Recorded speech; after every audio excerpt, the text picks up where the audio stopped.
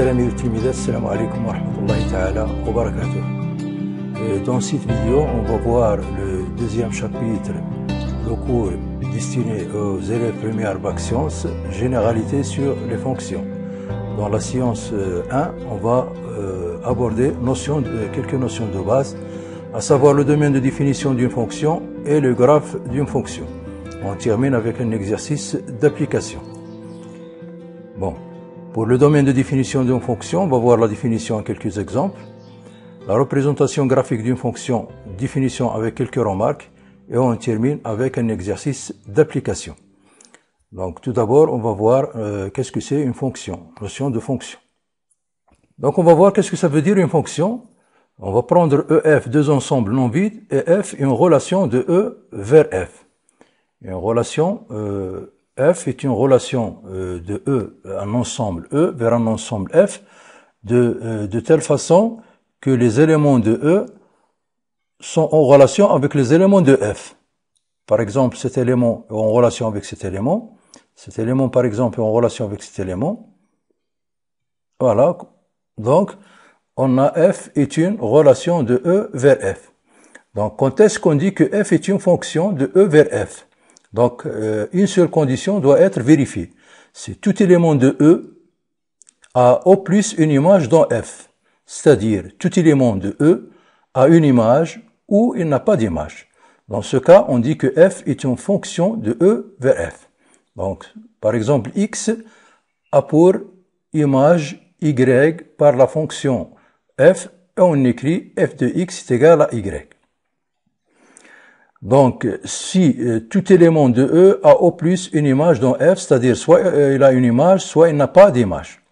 Donc, si on a des éléments de F qui ont plus qu'un antécédent, par exemple cet élément de F a deux antécédents, donc ça reste toujours une fonction, même si les éléments de F ont plusieurs antécédents. Donc il faut s'intéresser seulement à l'ensemble de départ E.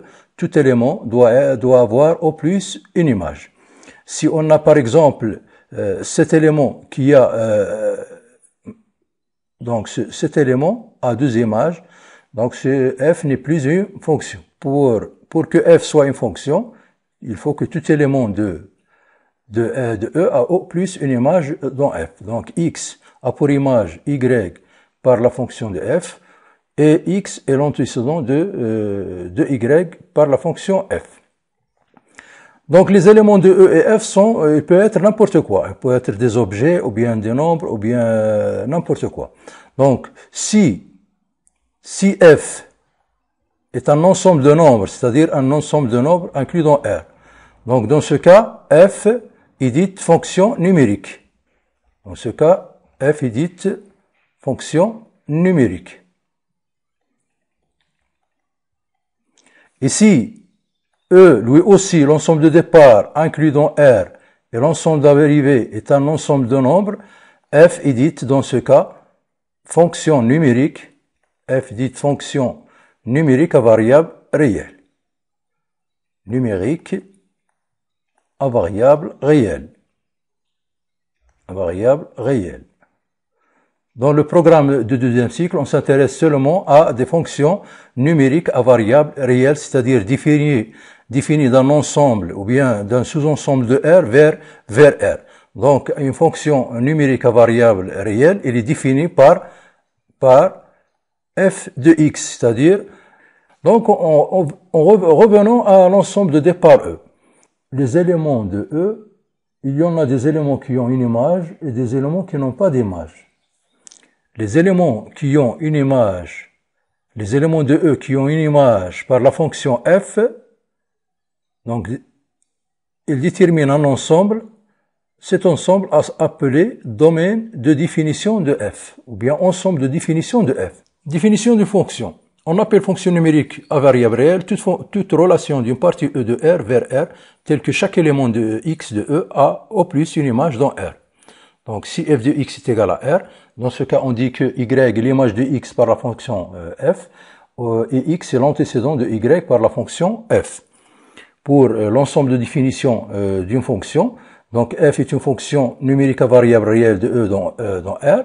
Les éléments de e qui ont une image par f donc forment un ensemble qu'on appelle domaine de définition de f et on le note d de f. Donc d de f c'est quoi? C'est l'ensemble des x appartenant à l'ensemble de départ, c'est-à-dire e, tel que f de x appartenant à R. Donc pour le domaine de définition d'une fonction. Donc on a dit que x, contexte x appartenant à d de f, si et seulement si le f de x appartenant à R. Si on arrive à calculer le e de x, donc le x est appartenant à d de f. X n'appartenant pas à d de f est équivalent f de x n'appartenant pas à R. Et on a deux cas. Dans ces deux cas, on ne peut pas calculer f de x. Premier cas, division par 0. Division par 0. Donc, si on a une division par 0, cette division n'appartenant pas à R. Deuxième cas, racine d'une quantité ou d'un nombre négatif. Donc, racine d'un nombre négatif. Ça n'existe pas dans R. On ne peut pas calculer racine d'un nombre négatif. Donc, f de x n'appartenant pas à R dans deux cas seulement. Si on a une division par 0, ici on a une racine d'un nombre négatif. Dans ce cas, le f de x n'appartenant pas à R, c'est-à-dire x n'appartenant pas à df. Donc, pour la division par 0, donc on a dénominateur. Pour que x soit dans df, le dénominateur doit être différent de 0. Et pour que x soit dans df, il faut que ce qui est à l'intérieur de la racine soit positif. Donc prenons cet exemple. Donc on a ici trois exemples. F de x est égal à x carré plus 2x moins 1. C'est un trinôme, bien c'est un polynôme. Dans ce cas, on n'a pas de dénominateur, on n'a pas une racine. Donc on peut calculer le f de x, quel que soit x appartenant à R. Donc le domaine de définition dans ce cas de cette fonction c'est R, une fonction polynôme, donc on peut toujours calculer f de x si x appartenant à R. Pour 1 sur x, si f de x est égal à 1 sur x, on voit ici un dénominateur qui est le x. Donc pour calculer l'inverse de x, il faut que x soit différent de 0. C'est-à-dire 0 n'a pas d'image par la fonction 1 sur x. Donc c'est quoi le domaine de définition? C'est R étoile. Donc 0 n'appartenant pas à domaine de définition, c'est-à-dire R moins le singleton 0, c'est R étoile. Pour racine de x, donc on voit qu'ici on a un x dans la racine, donc pour que racine de x existe dans R, c'est-à-dire f de x appartenant à R, il faut que x soit positif. Donc domaine de f c'est quoi? C'est l'ensemble des x appartenant à R, tel que le x soit positif. Cet ensemble c'est R+, ou bien c'est l'intervalle 0 plus l'infini. Prenons dans le cas général. On va prendre f sous forme soit d'un px un polynôme, ou bien c'est un rapport de deux polynômes, ou bien racine d'une fonction numérique. On va voir dans les trois cas l'ensemble de définition de f. Si f de x est une fonction polynôme sous forme de p de x, donc puisque p de x est un polynôme, on peut toujours calculer le f de x si x appartenant à R. Dans ce cas, le domaine de définition d'une fonction polynôme, c'est R. On dit que le domaine de définition est égal à R car f est une fonction polynôme. Dans ce cas, si on a un rapport de deux fonctions polynômes, c'est une fonction rationnelle. Fonction rationnelle. Dans ce cas, pour que f de x appartenant à R, il faut que le dénominateur soit différent de 0. C'est-à-dire, pour que x soit dans df, il faut que q de x soit différent de 0. C'est-à-dire, domaine de définition, c'est l'ensemble des x appartenant à R, tel que q de x différent de 0.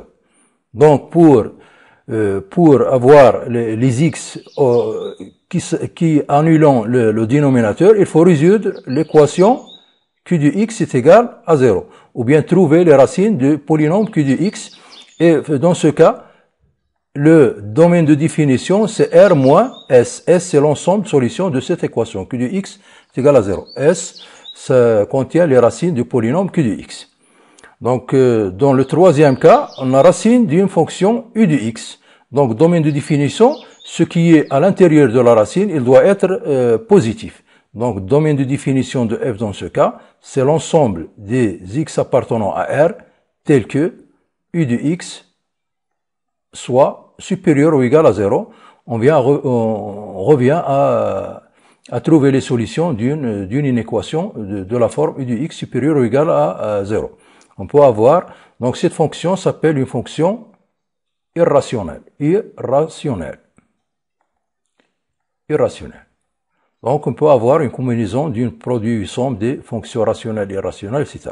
Donc les trois cas généraux pour trouver le domaine de définition d'une fonction. Représentation graphique d'une fonction.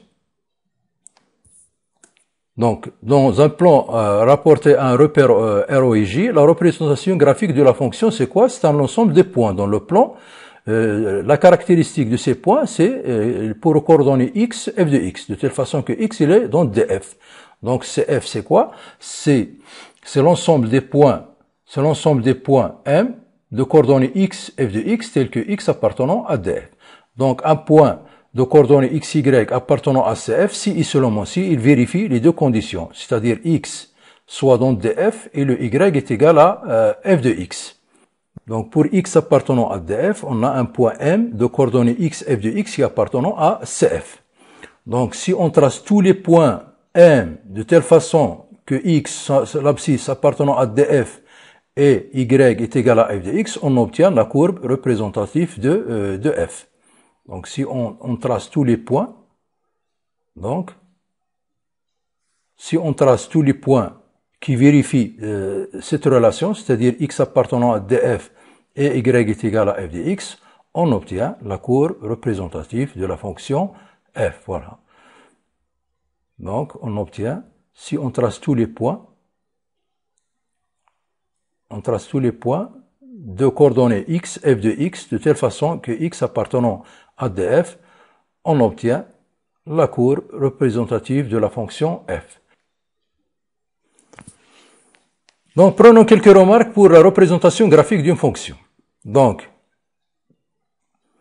pour qu'une courbe dans le plan soit une courbe d'une fonction numérique à variable réelle, il suffit que chaque parallèle à l'axe des ordonnées, il coupe cette courbe au plus en un point. Qu'est-ce que ça veut dire?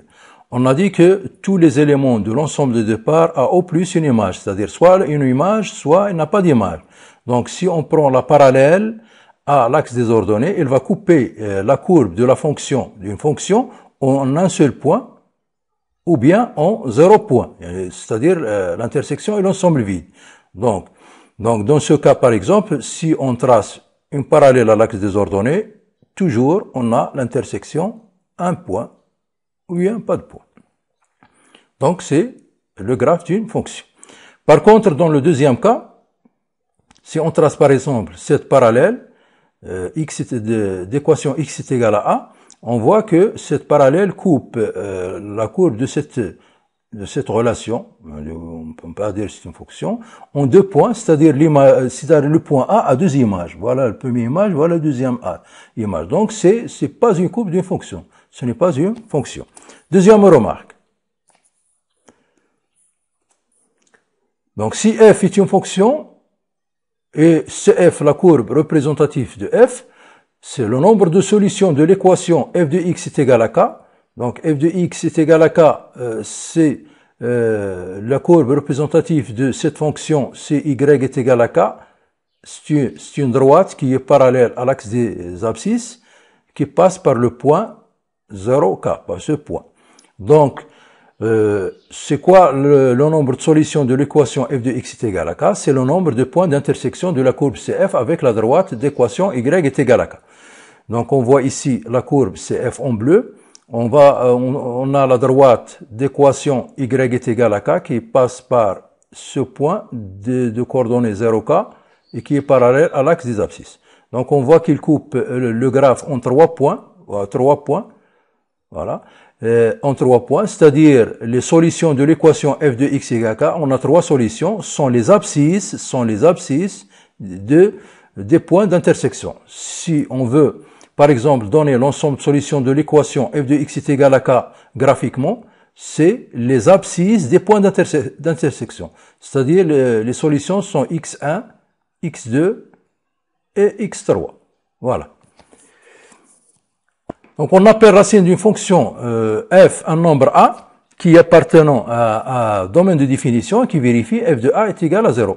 Donc si f s'annule au point a, l'abscisse a, ou bien le nombre a, s'appelle la racine une racine de la fonction f. Donc c'est quoi une racine? C'est l'abscisse du point d'intersection du graphe avec l'axe OX.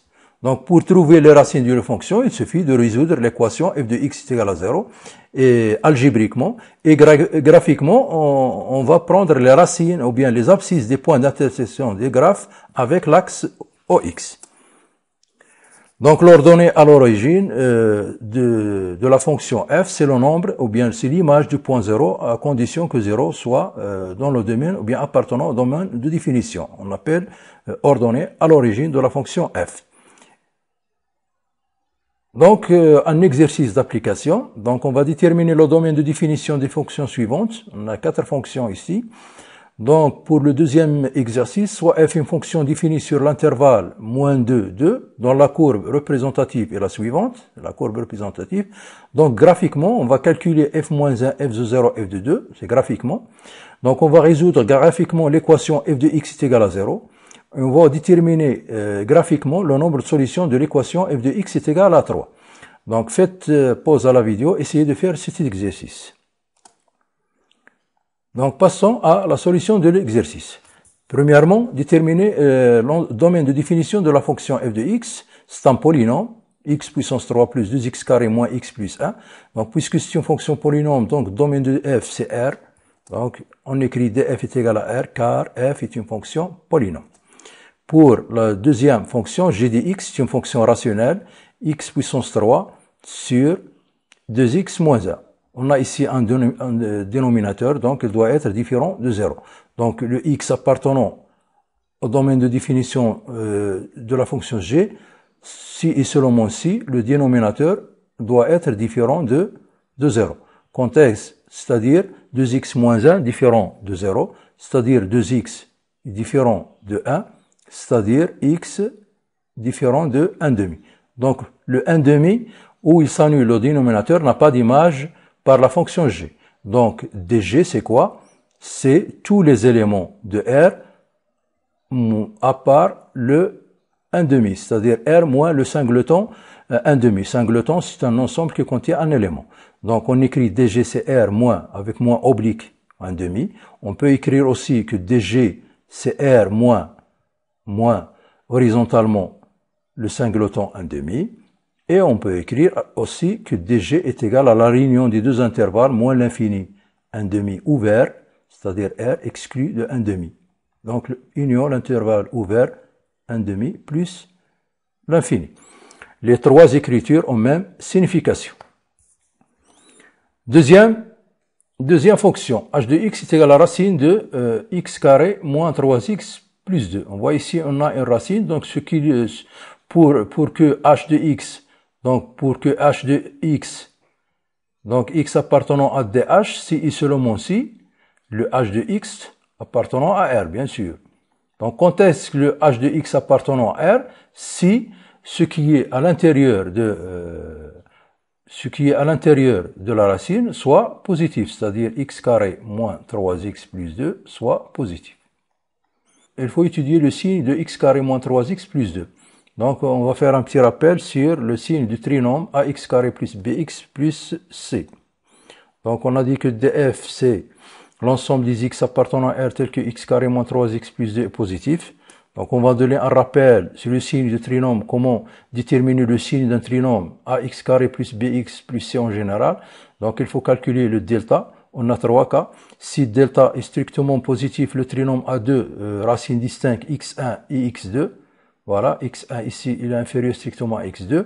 Donc, le signe de ce trinôme f de x, en dehors des racines, si on prend le signe de a, à l'intérieur, entre les racines, on prend le signe de moins a. C'est-à-dire, si a il est positif, donc le signe de f de x en dehors des des racines, on a plus, à l'intérieur, entre les racines, on a moins.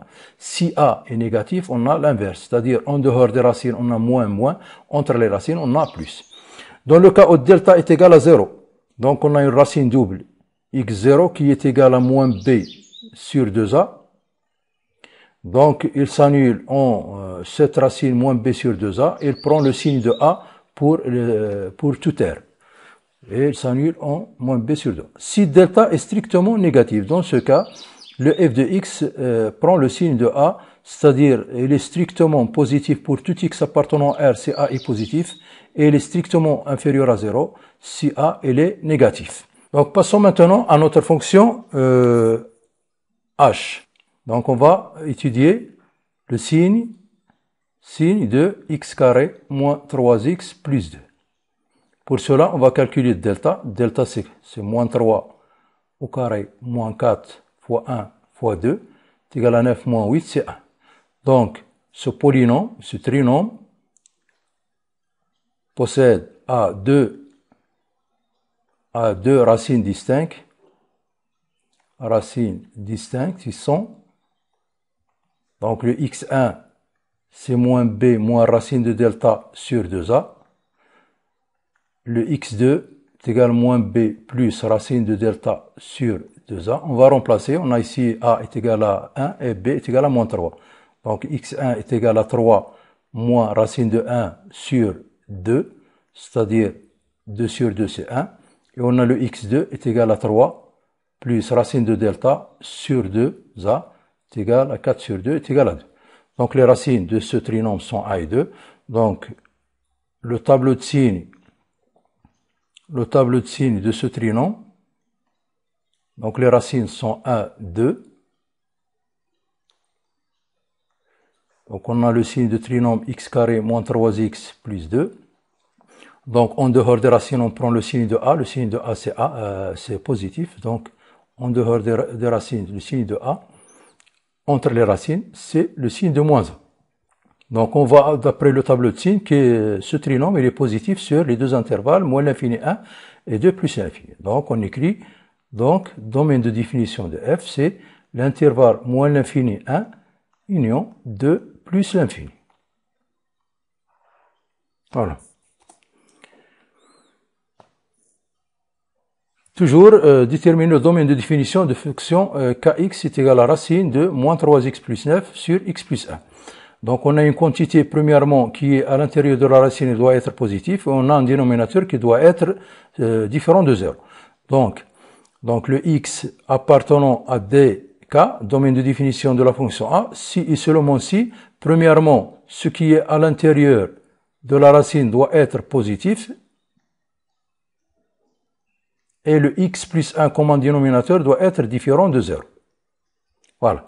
Donc ça veut dire moins 3x plus 9 sur x plus 1 doit être positif et x différent de moins 1. Donc pour avoir le signe de ce rapport, il faut faire un tableau de signes. Donc pour le signe de ax plus b en général, donc il s'annule en moins b sur a différent de 0. Dit qu'ici on prend le signe de a à la droite, signe de a à droite de moins b sur a, où il s'annule. Ici le signe de moins a. Donc on va prendre un tableau dont le signe de moins 3x plus 9, puis le signe de x plus 1, et on déduit le signe de ce rapport dans un tableau de signes. Donc ce tableau de signes, donc on a premièrement le signe de moins 3x plus 9, le signe de x plus 1, puis le signe de rapport. Le rapport qui est moins 3x plus 9 sur x plus 1. Donc pour le moins 3x plus 9, il s'annule. Donc en 3, c'est moins 3x est égal à moins 9, implique que x est égal à moins 9 sur moins 3 est égal à 3. Donc il s'annule en 3. Pour x plus 1, il s'annule en moins 1. Donc moins 1 d'abord, puis le 3. Voilà. Donc pour moins 3x plus 9, à droite de 3, donc on prend le signe de A, c'est-à-dire moins, le A c'est moins 3, et à gauche de 3, on prend le signe de moins A, c'est-à-dire il est positif. Donc pour x plus 1, il s'annule moins 1. À droite de moins 1, on prend le signe de A qui est 1, donc c'est plus. Et à gauche de moins 1, on prend le signe de moins A, c'est-à-dire moins. Pour ce rapport, donc il s'annule, ou il s'annule le numérateur, il s'annule en 3. Il n'est pas défini en moins 1, ou il s'annule le dénominateur. Donc pour la règle des signes, on a dans cet intervalle, plus avec moins nous donne moins. Pour le rapport, plus avec plus nous donne plus. Et ici c'est moins. Donc, domaine de définition de cette fonction K, ce rapport il est positif dans l'intervalle moins 1, 3, exclu de moins 1, c'est-à-dire l'intervalle semi-ouvert, moins 1, 3. Donc on écrit, domaine de définition de la fonction K, c'est l'intervalle semi-ouvert, moins 1, 3.